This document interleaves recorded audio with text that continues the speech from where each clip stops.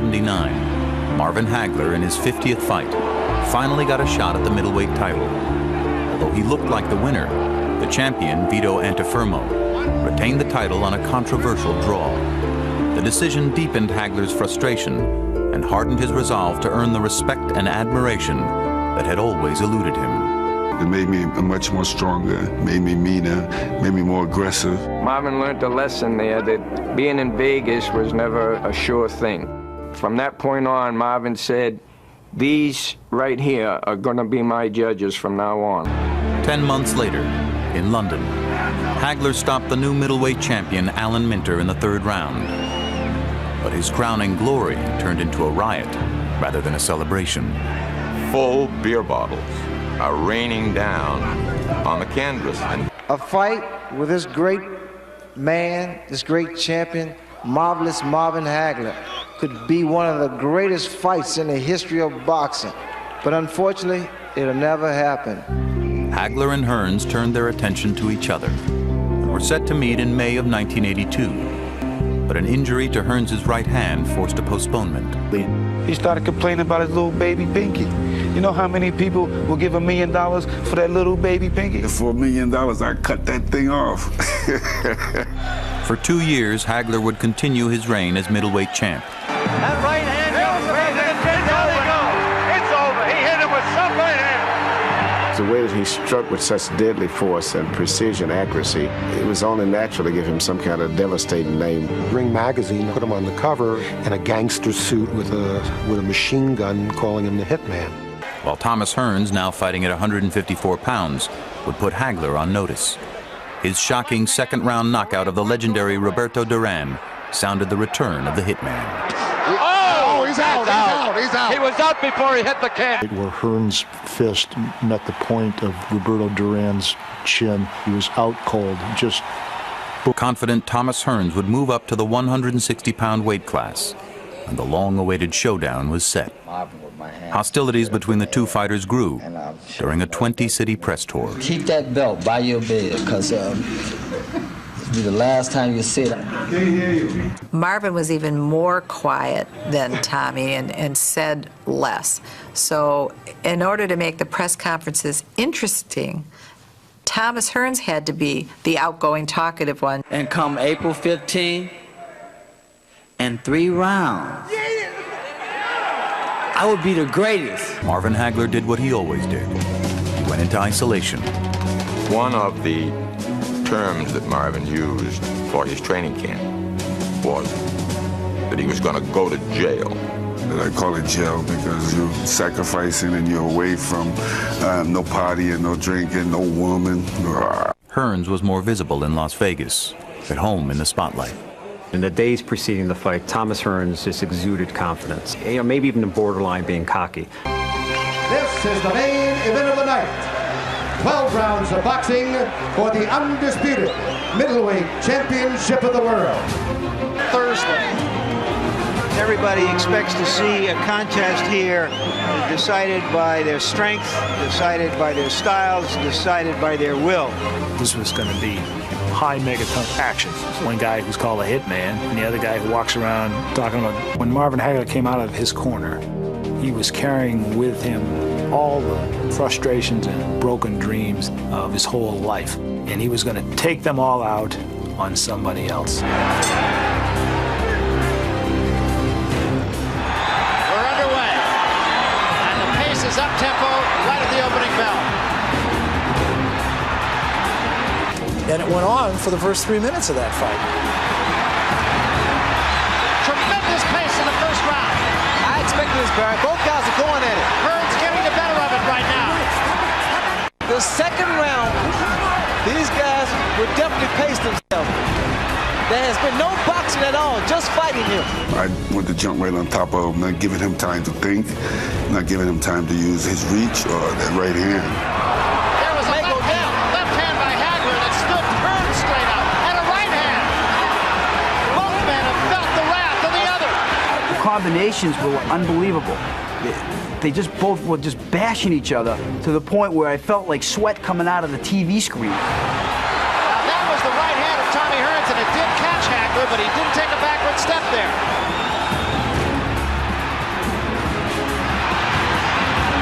still the first round.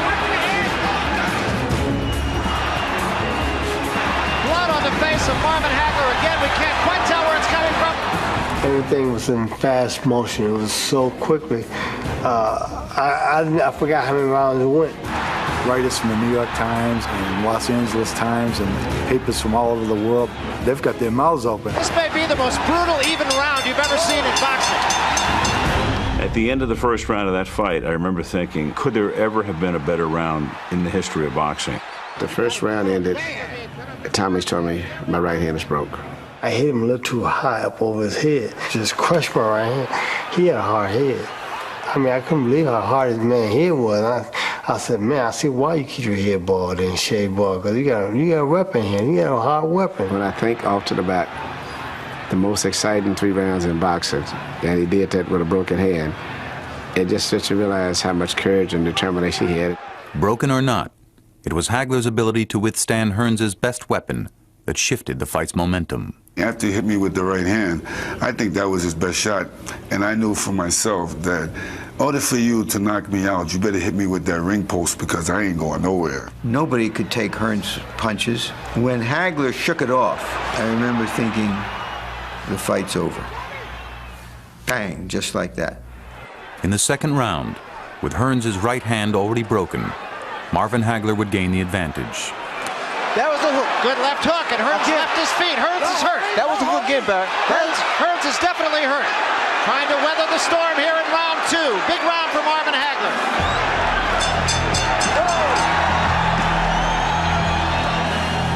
In the third round, blood coming from a cut in the middle of Hagler's forehead came to the attention of referee Richard Steele. And now we're going to get a moment for the doctor to come in as that cut just opened up. I took Marvin Hagler to the doctor, and the doctor looked at the cut and allowed it to go on. It's not bothering your cut. No, it's not bothering his side. Let him go. I couldn't understand where the cut came from because I don't think it was from a right hand. It wasn't blood over my eyes, and I couldn't understand why the referee was trying to step in and give Tommy more time to rest. In the back of his mind, I'm sure, sensed that here we go again. They're going to find some way to take away from me what I've earned. I'll decide if I can't go on. He knew he had to do something to take it into his own hands. I think his great quote was, he saw blood and he turned into a bull. Remember the game Pac-Man, and so if I just keep, and sooner or later I'm going to catch you. Right hand sends Hearns. He doesn't know where he is. Hagler goes in for the kill now. He's gone. He's down, and he may be out. It's the absolute moment of his life, and he goes after Hearns with everything he has, and he catches him behind the ear. And then Tommy went down in a sort of weird fashion, like a beach umbrella that's been caught by the wind. He goes down, and I'm counting. 5, 6, 7. Thomas Hearns' heart is just big as he is. He gets up and collapses in my arms. It's over. This one is history. Marvin Hagler, a tremendous victory. How important it was to Marvin Hagler to be considered a great fighter. I told you a long time ago that I was a great fighter. You said, not yet. Not yet, you said. You still got to prove yourself. Well, did I do that tonight? This night, Hagler got all he deserved. He had worked for this night and for this moment. After the fight, Hagler and Hearns met face to face. No longer enemies, but partners in history. The man showed his greatness, and then I have to say that it was one damn good fight. The question was, man, what was you taking? What made you stand up? And Marvin's answer was, I didn't want to fall. I wasn't going to fall. I was determined to win this fight. Marvin Hagler and Thomas Hearns' performance on April 15, 1985 will always be remembered for boxing's most unforgettable 8 minutes. Tempo right at the opening bell. Hagler being the aggressor. Hearns working that jab. He has a very quick jab, and he caught Hagler with 2 good jabs and a right hand that might have hurt Hagler. Tremendous pace in the first round. I expected this, Barry. Both guys are going. And a left hand by Hagler. just winging shots. So whoever gets caught on the chin may go down. Left hand by Hagler that stood Hearns straight up. And a right hand. Marvin Hagler early on also. There's another good straight right hand by Hagler and another. Now Hearns is using it. Both fighters are really off balance. Hagler leading with the right hand, but he's kind of lunging with it. There's another right hand, backs Hearns into the ropes. Watch for Hagler's hook. Now that was the right hand of Tommy Hearns, and it did catch Hagler, but tremendous pace in the first round. Blood coming from the face of Marvin Hagler. Can't tell yet where it's coming from. This is still the first round. The second round, see that all, just fighting here. Just slugging. Blood on the face of Marvin Hagler. Again, we can't quite tell where it's coming from while Hagler continues to dish out punishment. And now Hearns bounces right back. This may be the most brutal, even round you've ever seen in boxing. As a target. Hold it. And the key man in this fight can now be the corner. Hagler comes out with a quick right hand. It is not a pace that can go on for 12 rounds. There's no question about that. Regardless of how well conditioned these two are. Lots of fun. You know, the first round, these guys did not use their boxing skills. They just went in there and just unleashed all kinds of punches. They were off balance. This time Hearns, second round Hearns is pretty much using his skill. He's boxing. I believe, as Larry Merchant said, that both men have taken the best shot of the other. That was on the top of the head. That's the punch I'm looking for to Hagler pretty much landing on Tommy. The hook. Because Tommy has a tendency to lean back. And Hagler comes with that looping right hook. There's a swelling under the eye of Marvin Hagler as well, and also a little bit of blood under as well as over it. There was a left hand by Hagler, backs Hearns up. Again, Tommy is more so the one-punch knockout, whereas Marvin is an accumulation of punches. There's another straight right hand. That one also hurt Thomas Hearns. Hearns backs up, gets his breath, and comes right back. Hagler has been effective with the right-hand lead. I like Marvin's tactic so far. He's walking his man down, keeping those hands high.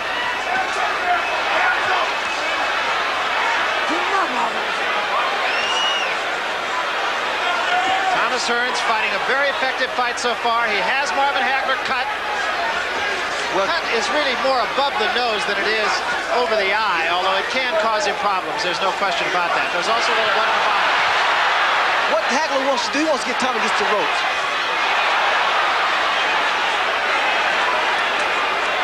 I don't like when Tommy's moving. He's really off balance. He's not moving with good balance. All right, Greg, step back. 1 minute remaining here in the second round.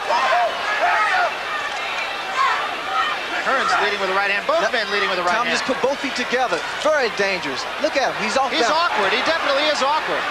This is when Hagler needs to throw that hook. Tom just standing right in front of Marvin. Hearns said he had to keep that foot outside of Hagler to be effective with the jab. That was the hook. Good left hook, and Hearns left his feet. Hearns is hurt. That was the hook again, Barry. Hearns is definitely hurt. He is definitely hurt. And now this is when Marvin should take control. Hearns was holding Marvin Hagler's right hand there. Now he tries to fight back. Takes the right hand. Takes the left hand. Hearns against the ropes. He's on rubber legs. Another good right hand by Hagler. Now this is when Hagler really goes to work. Tommy shouldn't be here against the ropes. Trying to weather the storm here in round 2. Big round for Marvin Hagler. Hagler is really on with it. Watch Tommy legs as he walks back to his corner, whether he's steady.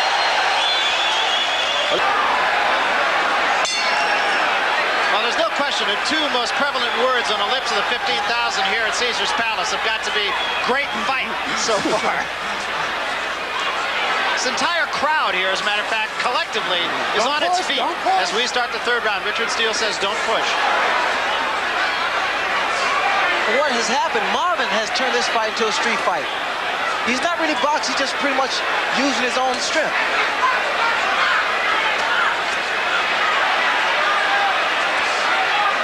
You notice Marvin punches, they fell short. He's on with it from throwing all those punches in the second round. Hagler getting the jab in early here in the third round. He hasn't used the jab much. He's gone with a right-hand lead. He's throwing punches off his back foot. Tommy just held Hagler on his head, which meant that he really doesn't know where he is. Tommy Hearns Hearns occasionally, at least to me, Ray, just looks to be awkward. He just seems to get his legs tied up. Well, he really is awkward, and because of his height advantage. And now we're going to get a moment for the doctor to come in as that cut just opened up. It's not bothering you. No, it's not bothering his sight. Let him go. A lot of blood on the face of Marvin Hagler, and let's see if he just doesn't try to do some serious business or just get through. That jab of Hearns is effective, even though he's throwing it off the back foot. A good right hand by Hagler drives Hearns into the ropes once more. Tommy can't take too much of this. And again, it's a matter of accumulation of punches thrown by Hagler, which is probably wear Tommy down. I'm sure Marvin feels that he has got to hurry things up here because that cut is not going to get any better. There's no question about it. Right hand sends Hearns. He doesn't know where he is. Hagler goes in for the kill now. He's gone. He's gone. He's down, and he may be out. I'm not sure he can make it. 5, 6, 7, 8. 9. And he's up. He's up at 9. He doesn't know where he is. It's over. This one is history. Marvin Hagler, a tremendous victory. And there will be no doubters in this one. I said it. I felt something. It was a gut feeling, Barry, that it wouldn't go past 3 rounds. Effect. And it wasn't really boxing that was at stake. It was just a matter of Hagler fighting the type of street fight. He stayed on top of Tommy. Tommy here is on Queer Street. Hagler, a good finisher. You saw that right hand. I think you made a key point there, too. Hagler is a good finisher, and he really knows, although this was obvious, when his man is hurt. Well, here, Tommy's eyes rolling around. He was definitely hurt. Here we have another shot. And the right hook, which was the key punch, and I made that point earlier, that would be the punch that would pretty much put Hearns out. Well, another thing that we talked about, too, the first time that Thomas Hearns hit Marvin Hagler with the right hand, Hagler didn't step back. But a couple times, Marvin was shaken by Tommy's right hand. And after a while, I knew after accumulation of punches to the body, to the head, and Tommy would retreat, that it was also in Hagler's favor. Well, it's a tremendous victory. And Marvin Hagler, after he fought Roberto Duran here, really wanted the recognition as the great middleweight. And frankly, it wasn't a great fight. I don't see how anybody could not acknowledge the fact that Marvin Hagler is a marvelous, to coin a phrase, use his name, marvelous middleweight champion. A very proud champion, a very dedicated champion, and he proved that. But again, this fight did not show boxing skill. It was just a matter of heart determination and a great deal of power. But the fact is, we've seen Marvin Hagler when he does show good boxing skill. Well, again, Barry, take a look, and that right hook put Hearns on Queer Street. Tommy here is hurt. Doesn't know exactly where he is. His hands are dropped. He doesn't play for the money he wins. He don't play for respect. He deals the cards to find the answer. The sacred geometry of chance. The hidden laws of a probable outcome.